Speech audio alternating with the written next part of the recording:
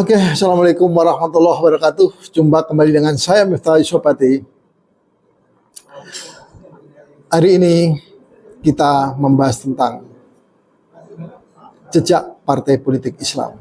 Oke Pak Joko, sekarang giliran Bapak lagi. Bapak tadi bicara sampai ke Orde Lama. Ya, belum masuk ke tataran Orde Baru. Ya, prasejarah kalau Jejak Partai Islam sebetulnya yang paling monumental ya. Sepanjang sejarah itu, terutama di masa-masa Orde Baru atau kalau sebelumnya ada, ini apa sebetulnya? Kalau kita membaca, kita kan bukan aktor yang waktu itu. Kita mungkin aktor agak pinggiran pun, sekarang pun pinggiran. Ya, di pojok. Kita ini orang-orang pojok. Ditanyakan politisi kapan? marginal ya Pak. Kapan? Kita ini orang pojok. Kenapa? Orang yang udah tidak lagi bisa dipojokkan. Silakan Pak. Pojoknya. Pojok mentok. Jadi kalau nggak salah saya tadi sampai bahwa secara kesimpulan bahwa partai-partai Islam itu sekitar pemilu 55 ya, itu punya suara hampir 50%, 47 sekian persen. Tapi masih kalah PNI kan Pak ya? Ya jadi gini, Masyumi 57, NU 45, PSI itu 8. Belum lagi yang kecil-kecil seperti misalnya itu dari 257 udah dapat berapa? 57 tambah 45 100 sekian. Jadi memang tidak sampai separuh. 3,7% Pak. Ya, tahun 55. Tahun 55 itu Partai Islam kalau dicampur semuanya itu 43,7%. Ya. Jadi itulah yang menyebabkan kita tidak mampu membuat undang-undang dasar baru. Memang sekarang banyak suara-suara yang pengen kembali 45, tapi itu tidak kita bicarakan sekarang. Ya. Ya, tak? Jadi itu adalah ahistoris menurut saya. Satu kata saja, ahistoris. Waktu itu, itulah puncaknya kekuatan Islam. Meskipun Mas Sumi secara internal kecewa. Padahal Pak Natsir sudah membuat bagaimana Sumatera Utara itu, Aceh itu tetap Sumatera Utara. Jangan biarkan partai di luar partai Islam, khususnya Mas Sumi, menang satu provinsi sekalipun. Dan memang Sumatera itu adalah dimenangkan oleh Mas Sumi. Jadi dari seluruh Indonesia ini 18 daerah pemilihan 16 dimenangkan oleh Mas Sumi. Maluku, Provinsi Maluku belum ada Maluku, itu menang Islam. Ya, hanya NTT saja itu memang itu Partai Katolik dari dulu yang melahirkan Pak Prasetya, Profesor Johannes, Ben Mangrengse, sampai banyak tokoh-tokoh itu dari sana, dari tokoh Partai Katolik Indonesia itu. Dan Islam, kekuatan Partai Islam itu mulai bangkit ketika kekuatan kiri yang dikomandani oleh pasangan semula Syahrir dan Amir Syarifuddin Harahap, yang semula adalah Muslim kemudian menjadi Kristen, yang terakhir menjadi tidak tahu Tuhan, dan dia dibunuh di Ngalian, Karanganyar, Surakarta. Jadi ya hidupnya tragis. Nah, itu pernah dimuat di dalam buku itu, di Tempo itu. Jadi 47 pertengahan di bawah komando Hatta, itulah kabinet Mas Sumi paling berkuasa. Dan itu tidak bisa dihentikan sampai 57. Jadi kalau saya ditanya 47 sampai 57, itulah kekuatan pemerintahan sehari-hari di bawah komando Islam. Dengan tokohnya Pak Natsir, Pak Wahid Hasim kemudian meninggal. Tetapi kita masih bisa ngomong dengan Kiai Maskur, penggantinya Pak Wahid Hasim itu. Pak Wahid Hasim kan meninggal dalam usia yang masih muda, 30 sekian, 33. Dia dulu anggota MPR AA 9 founding party yang paling muda, Pak Wahid Hasim itu. Belum ada umur 30. Yang paling tua Pak Agus Salim 61. Nah, itulah puncak-puncaknya kekuatan Islam. Itu berkat didikan didikan Jepang, sorry. Jepang memberikan perlindungan politik yang luar biasa untuk melawan negara barat yang kafir itu kan gitu loh. Kemudian gitu, dan kekuatan militer. Bayangkan sudah ada peta, dan peta itu di seluruh Pulau Jawa 90% ketuanya komandan peta dari danconya itu mayor, komandan batalion itu semua Islam. Pemuda Muhammadiyah, Pak Kasman Sinodimejo, Iskandar di Pekalongan, Sudirman, Mulyadi Joyo Martono, itu Muhammadiyah semua. NU diberikan disabilillah di Haji Maskor itu belum cukup. Masumi minta satu lagi khusus Islam yang namanya Hizbullah. Hizbullah itu komandannya adalah dari NU Janul Arifin, ya Janul Arifin yang sekarang dari nama di daerah kota itu. Kemudian wakilnya Muhammad Rom, dan gurunya, komandan gurunya, direktur sekolahnya itu adalah Kiai Gontor Imam Zarkasi. Luar biasa. Dan mereka memang dididik lebih singkat, hanya 3 bulan. Tetapi kekuatan satu batalion yang kemudian menyebar, mendidik anak buahnya di bawah, itu luar biasa. Bahkan di Diponegoro, di Jawa Tengah, itu ada 3 batalion yang sangat diandalkan, 423, 424, dan 426. Itulah Hizbullah. Dan itulah satu-satunya batalion yang di pertengahan masuk Madiun oleh Nasution atas perintah Hatta. Hatta kan Menteri Pertahanan merangkap Perdana Menteri. Pak Dirman sakit karena melihat Madiun sudah sulit untuk dipersatukan itu. Itu hanya tentaranya Pak Harto, tentaranya Darmono, tentara itu semua di ring 2, ring 3 tidak diperbolehkan masuk ke Madiun. Karena waktu itu intrik antar tentara itu luar biasa. Jadi penyakitnya politik itu ya selain di kalangan sipil yang begitu, rakyatnya juga masih banyak buta huruf, dan tentara-tentara ini kan ada 3 lapis, ada Kenil, ada Peta, ada Laskar. Dan di Laskar inilah permusuhan Pesindo dan Hizbullah bagaimana. Ini musim minyak sama air, khususnya di Surakarta itu, yang seorang komandan tentara Brigade Senopati itu sampai bisa meninggal di depan rumahnya sendiri. Yang didakwa adalah 2, Siliwangi karena disadari dan tentara Islam. Tetapi ternyata itu permainan PKI sendiri, permainannya Alimin. Alimin sendiri bagaimana supaya memfitnah. Dan memang Pak Dirman kan sempat menyuruh itu pulang Siliwangi. Senopati anakku. Siliwangi bertanya, Siliwangi anak siapa Pak? Sudirman nggak bisa gini. Nah, hanya satu berapa kompi pulang.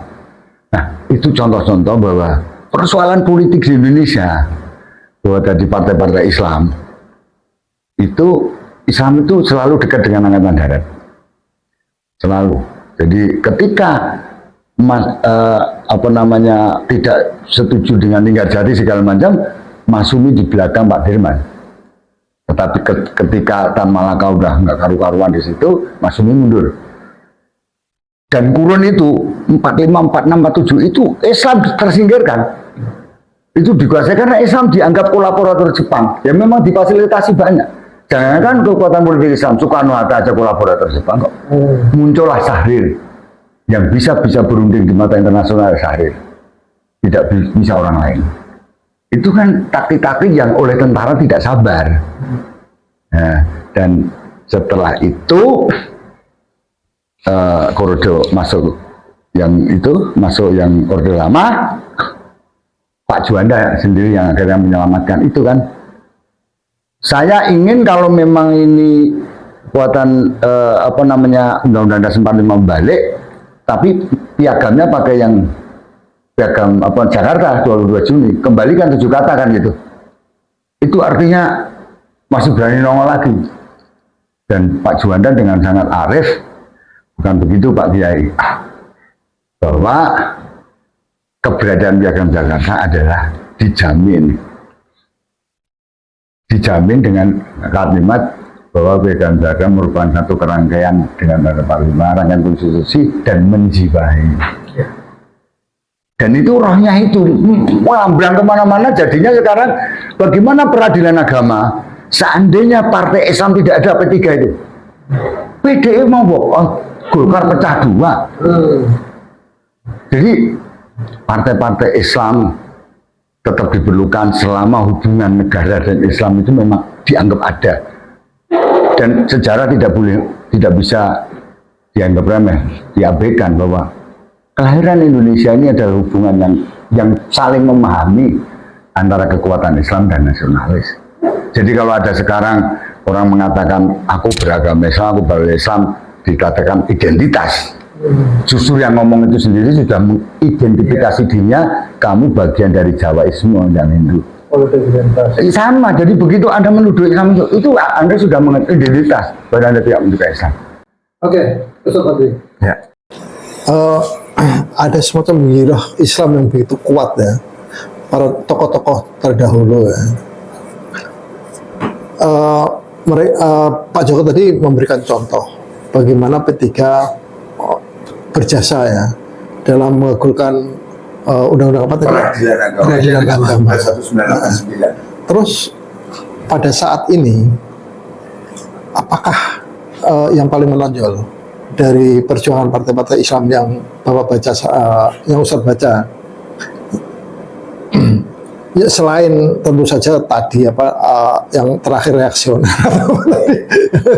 Iya, jadi Tadi saya mau menyambung dari Pak Joko ke Bang Juanda juga ke soal apa ya? Tadi kan kita nggak usah simbol-simbol yang bermain begitu ya.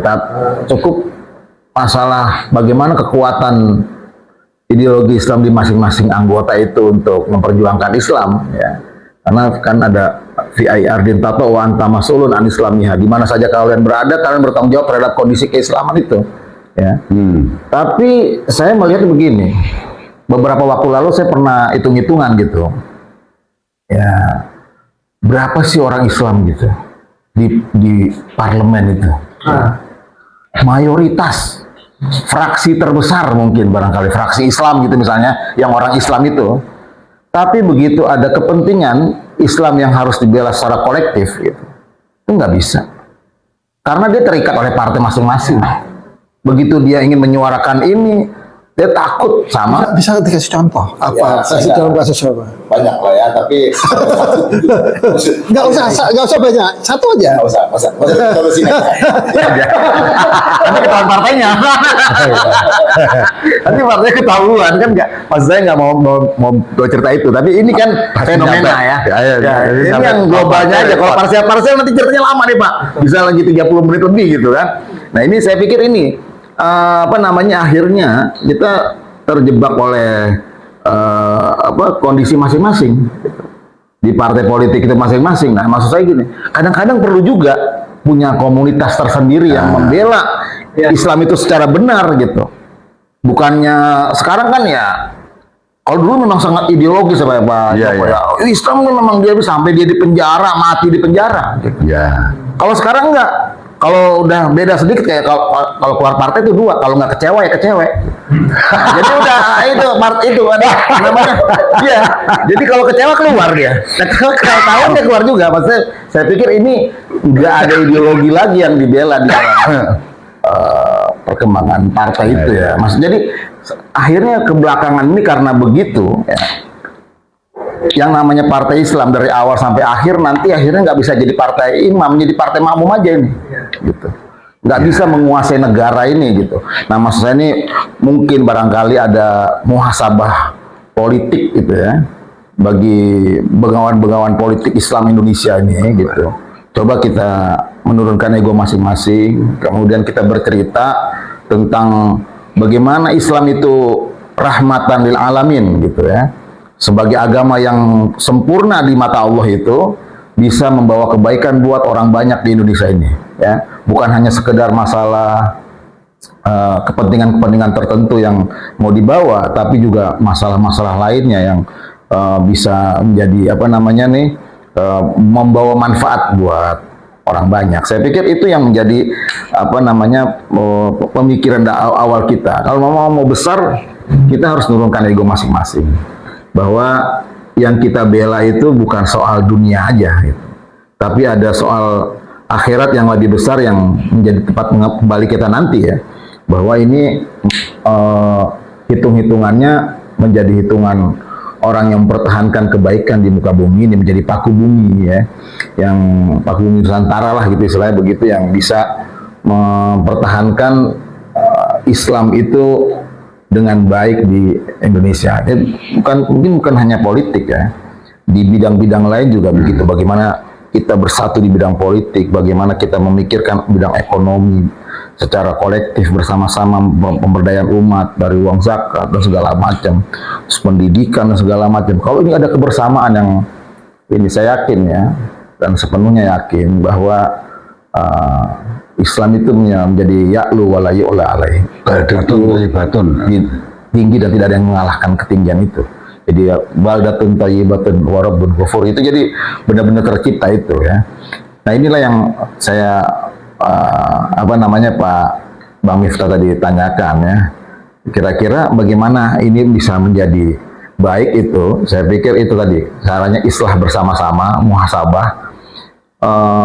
Mungkin caranya bagaimana itu harus dipikirkan, entah bikin partai politik bersama atau partai politik yang sudah ada dipertahankan, kemudian mempunyai tema-tema yang sama yang harus dibela ya, kalau memang akarnya itu masalah Islam atau masalah kemaslahatan umat ya, baik itu yang menyangkut keislaman sendiri maupun keindonesiaan. Saya pikir itu bisa dibicarakan secara bersama-sama oleh begawan-begawan politik Islam Indonesia lah, saya pikir gitu, Bang. Bang Juanda, masih ada tambahan? Ya, saya mau ingin, yang tadi itu kan masih ada yang sebetulnya kita belum masuk gitu ya. Jadi ada pemikiran 2 tahun 80-an itu kan, sebetulnya Islam di kalangan anak-anak muda itu kan yang sampai sekarang berdampak, begitu simbol-simbol identitas Islam itu muncul kan pada tahun 80-an. Sebelumnya mana ada tentara, anak polisi pakai jilbab, istrinya nggak boleh kan? Iya, Nggak ada. Tapi fenomena tahun 80-an ketika banyak lahirnya para pemikir-pemikir Islam ya, walaupun oleh ada kelompok, ada Cak Nur, pikiran kayak Cak Nur itu yang menekankan substansi itu kelompok yang lain, tapi ada juga identitas itu seperti bilang tadi itu. Yang itu kemudian terjadi konvergensi ke sana salah, kalau dekonvergensi keduanya ya kemudian muncul sekarang ini. Akhirnya kan kemudian walaupun itu simbol, tetapi identitas itu muncul di tentara, di polisi, ya, bahkan poluan sampai ke jantungnya langsung pakai jilbab, anggota tentara perempuan pakai jilbab.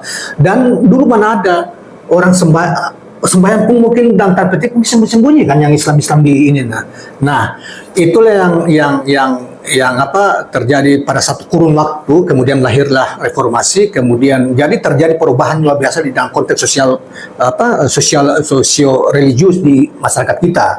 Lihat kalau tadi Pak ini kan memang itu ada proses di politiknya ya, tapi sebetulnya kesadaran yang terang-terangan itu yang sampai hingga sekarang itu muncul itu sejak dari, kalau saya perhatikan sejak dari tahun 80-an ya, dan pergerakan pemikiran Islam baik di politik, di ekonomi, lahirlah itu Bank BMI itu di akhir masa lahirlah ISMI dan sebagainya, dan kemudian para politisi yang tadinya sembunyi-sembunyi gitu ya, tanda petik juga itu sekarang terang-terangan di Golkar di mana-mana itu yang tadinya walaupun jadi partai Islam gitu loh.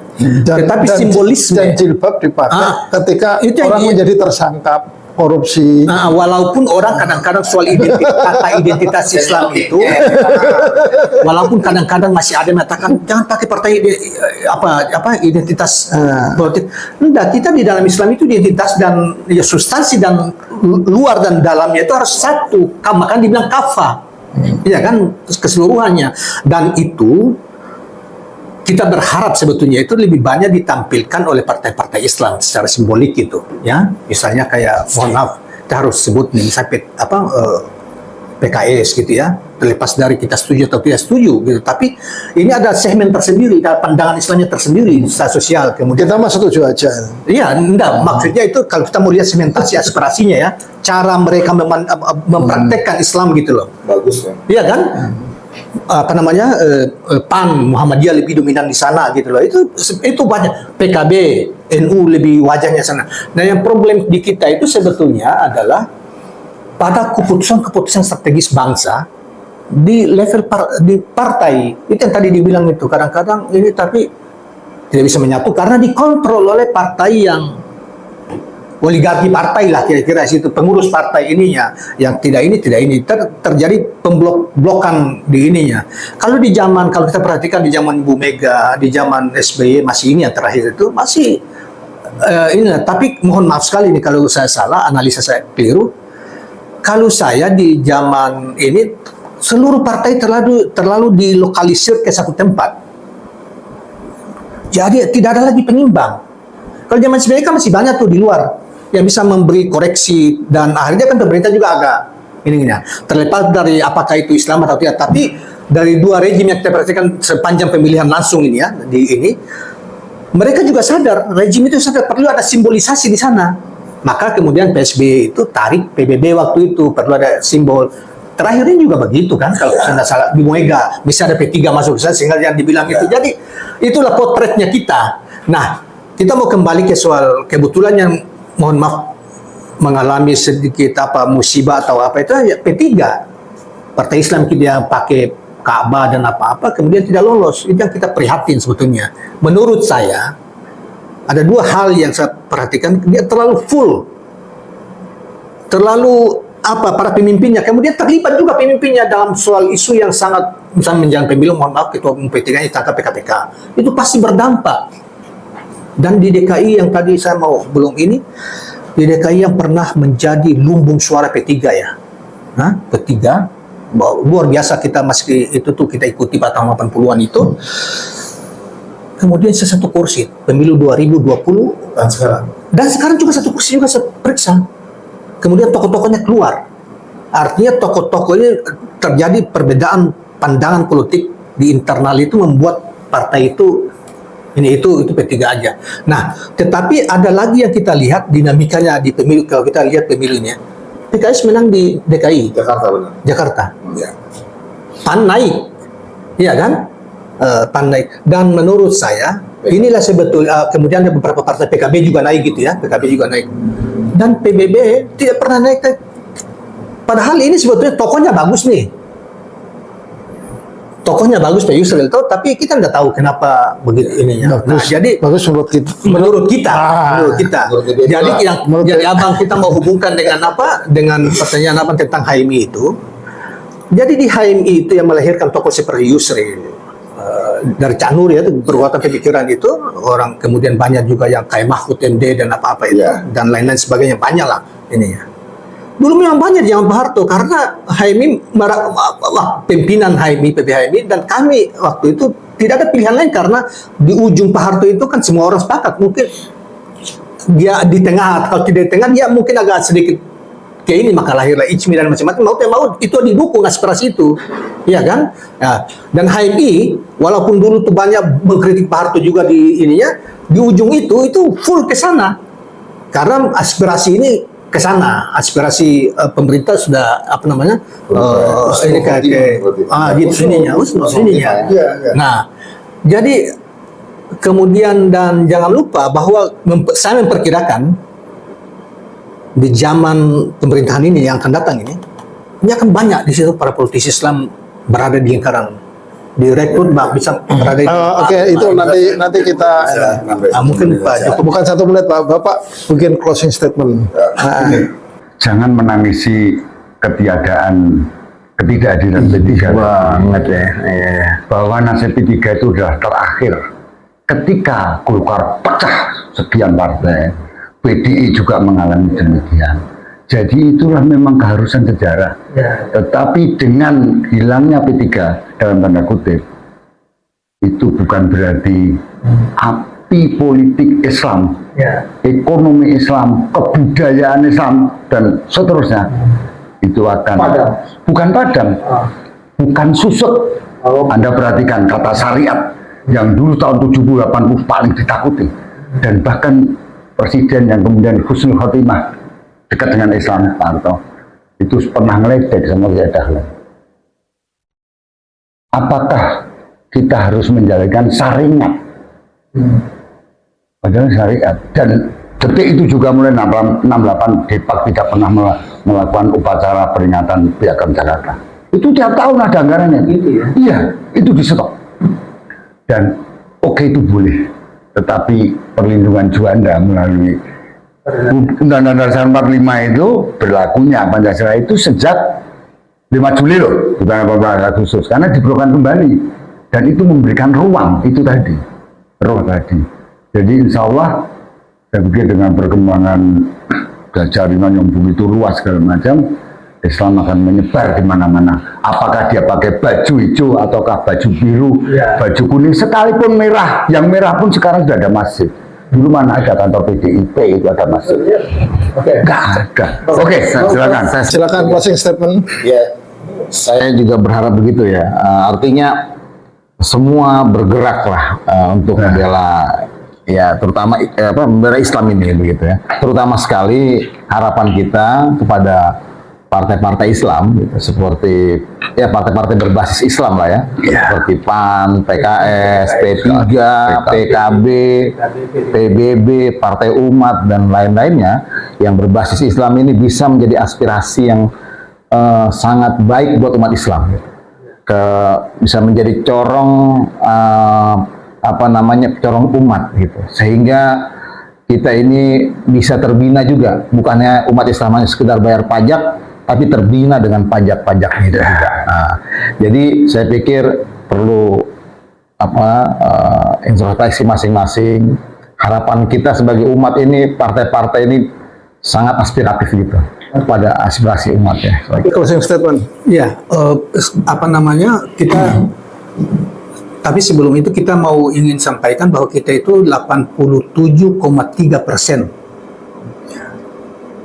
Muslim ya. 84%. Enggak, 87,3% itu hasil hasil ini kemarin I see. di tahun lalu ya. Tahun lalu. Oke. Statistik ininya. Dan ada satu lagi sebetulnya kita memang kenapa kita kelihatannya kita itu partai-partai Islam itu ya. Yang perlu kita titipkan ke partai Islam itu adalah bahwa kesadaran dari mereka yang menyatakan mengikatkan diri keyakinan kita kepada Islam itu ada satu misi yang yang utama yang kita harus jalankan, dan itu dalam misi kenabian adalah dakwah, menyebarkan kebaikan, menyebarkan kebenaran, kebaikan, dakwah itu mesti kita berharap di partai-partai maupun ataupun secara perorangan maupun partai, secara organisasi atau di mana saja, dan terutama partai karena mereka punya misi kekuasaan. Jadi kita berharap bahwa setiap, walaupun mungkin secara berkelompok itu mungkin ini, tetapi terutama yang mereka mengikatkan diri pada basis-basis Islam itu PKS, PKB, PAN, jangan sampai lupa dengan apa yang kita sebut dengan dakwah itu, kebaikan. Terima kasih. Al-Islamu ya'lu wa la yu'la alai. Islam itu tinggi dan tidak ada yang menandinginya. Tetapi umat Islam bagaimanapun belum mencapai ruh daripada ayat tersebut. Nampaknya introspeksi, begitu kata Ustaz Fadri, itu adalah hal yang penting. Dan kata saya, kita butuh taubat nasional bagi pemimpin Muslim. Bila itu wal hidayah. Wassalamualaikum warahmatullahi wabarakatuh. Waalaikumsalam warahmatullahi wabarakatuh.